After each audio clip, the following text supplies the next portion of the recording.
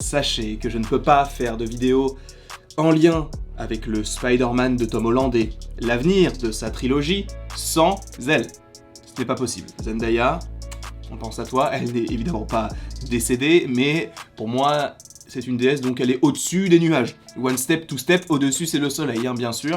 J'espère évidemment que tu vas bien, que tu as passé une belle journée, une belle matinée, un bon réveillon, peu importe tout. Ce que j'espère, c'est que tu te portes à merveille. Aujourd'hui, nouvelle petite rubrique entre guillemets de vidéo qui sera vraiment très courte, puisque on le sait, Sony et Marvel Studios travaillent sur une nouvelle trilogie en lien avec le Spider-Man de Tom Holland, et je me suis dit que ce serait possiblement intéressant de faire 3 vidéos en essayant de savoir ce qui se passera dans le 4, une sur le 5 et une dernière sur le 6. Donc accroche-toi bien, là, nous allons parler de Spider-Man 4. Pas de Sam Raimi bien sûr, quoique s'il revient c'est plutôt intéressant, même si je pense que ce sera John Watts. Mais parlons un petit peu de l'avenir en lien avec le premier film solo après la trilogie de Tom Holland. C'est super long comme phrase. Spider-Man 4. Qu'en est-il déjà premièrement? Quand pourrait-il sortir? Évidemment, toute cette vidéo n'est que spéculation, n'est que théorie. Je ne dis pas que tout ce que je vais dire dans cette vidéo va arriver. Je ne dis pas que cela va arriver,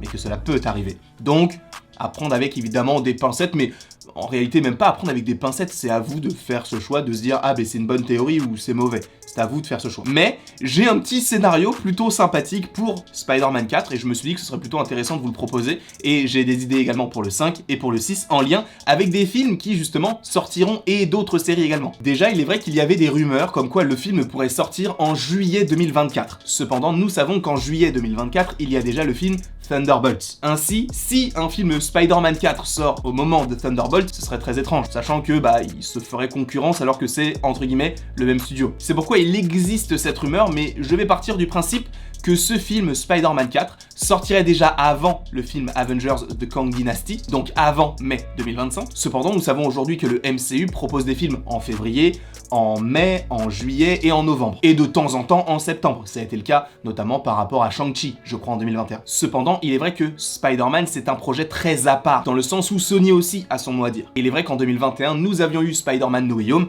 en décembre, et c'est vrai qu'en général le MCU ne propose jamais de film en décembre. Ainsi, si nous estimons que le calendrier du MCU ne devrait pas changer en 2024, est-ce qu'on ne pourrait pas rajouter un gros 5e film à la fin d'année 2024, juste avant les 4 Fantastiques? Et je vais te dire que cette année 2024, alors on dit ça chaque année, mais à chaque fois il y a des reports, donc à chaque fois c'est décalé, mais 2024 en termes de films, Captain America 4, Thunderbolts, Blade, Deadpool 3 et possiblement, si on se tient à ce que je viens de te proposer comme théorie, Spider-Man 4. Ça va faire une énorme année 2024, sans compter les Madame Web et non, Kraven c'est en 2023. Oh, El Muerto. Oh, El Muerto. Ainsi, pourquoi ne pas imaginer une sortie décembre 2024 et après on enchaîne sur les 4 Fantastiques, puis The Kang Dynasty. On verra évidemment en temps voulu, mais c'est vrai que ça peut être une solution plausible. Ensuite, de quoi le film pourrait parler? Il est vrai que lors de l'une des scènes post-génériques de Spider-Man No Way Home, nous avions Venom, qui laissait un bout du symbiote et on supposait que oui, le symbiote allait supposément se coller un jour sur Peter ou un ennemi qui deviendra donc le Venom du MCU. Cependant, par rapport à la fin de No Way Home, je ne pense pas que ce soit quelque chose qui soit prévu pour le 4e film, mais plus pour le 5e, voire le 6e. Là, je pense que pour Spider-Man, il vaudrait mieux se concentrer sur des ennemis un petit peu plus humains, entre guillemets, ou en tout cas plus terre-à-terre. Un petit peu à l'image de ce que l'on a par rapport à des personnages comme Captain America, ou encore, j'ai pas d'autres exemples, mais il y en a d'autres, hein. Mais c'est vrai qu'avoir des ennemis un petit peu plus terre-à-terre, ça pourrait rendre Spider-Man peut-être un petit peu moins cheaté entre guillemets, dans le sens où quand il était en lien avec Iron Man,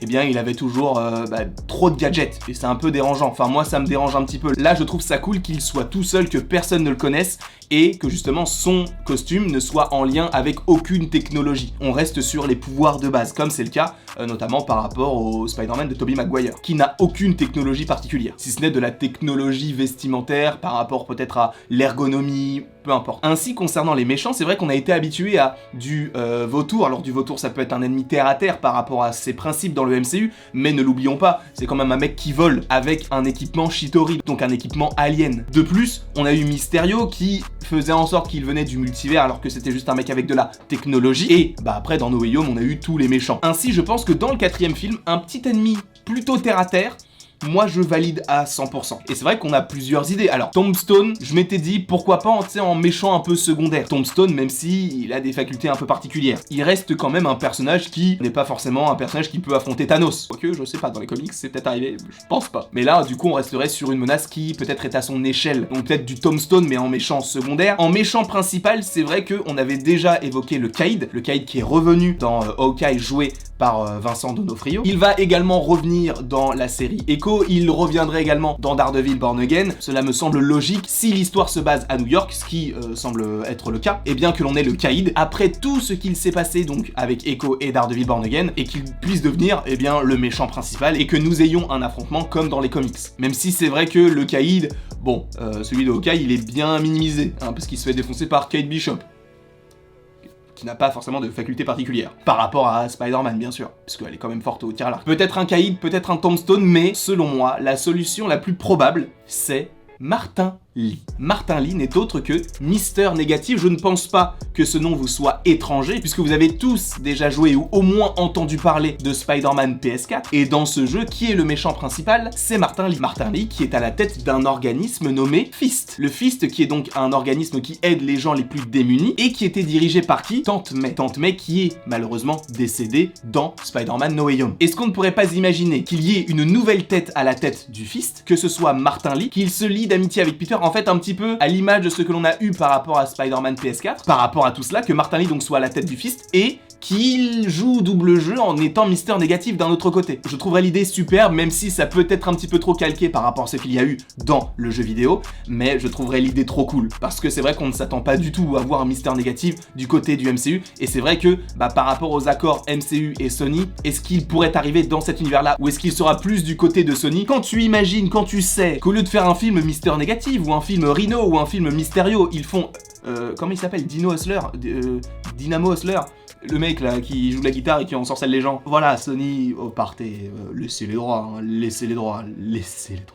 Après, encore une fois, peut-être que je me trompe totalement et ce sera bien le symbiote, mais je pense que le symbiote, ils vont le garder plus pour le 5e film ou le 6e film. Là, ce serait trop tôt, sachant qu'ils ne peuvent pas teaser tout de suite les symbiotes et tout l'univers de Spider-Man, sachant que je pense qu'il sort juste avant The Kang Dynasty et qu'il y a un film Avengers à teaser. Juste remets un film Spider-Man avec des menaces un petit peu plus humaines, ça montre que le personnage est toujours là. Après, tu peux allier, si on a le Caïd, tu peux le faire s'allier à Daredevil, par exemple, parce que ça peut être plutôt intéressant. D'ailleurs, est-ce qu'on ne pourrait pas imaginer que Spider-Man puisse arriver dans la série Daredevil? Par rapport à Sony, je ne suis pas sûr que ce soit possible, mais l'inverse est possible, puisque dans No Way Home, nous avions Matt Murdock qui était l'avocat de Spider-Man. Mais maintenant qu'on sait que Charlie Cox est revenu dans le rôle de Matt Murdock, que ce soit dans No Way Home ou même dans la série She-Hulk, là, il va revenir dans Daredevil Born Again, il va revenir également dans Echo, il va être quasiment tout le temps là, et en plus de ça, il est notamment présent dans la série d'animation Spider-Man Freshman Year, où il va prêter sa voix au démon de Hell's Kitchen. Donc, ce ne serait pas du tout illogique de l'avoir lui également dans ce film-là, pour aider Spider-Man, même si c'est vrai que certains vont dire oui, mais en fait on ne veut pas que Spider-Man soit aidé, là il est tout seul, laissez-le tout seul. Oui, c'est vrai,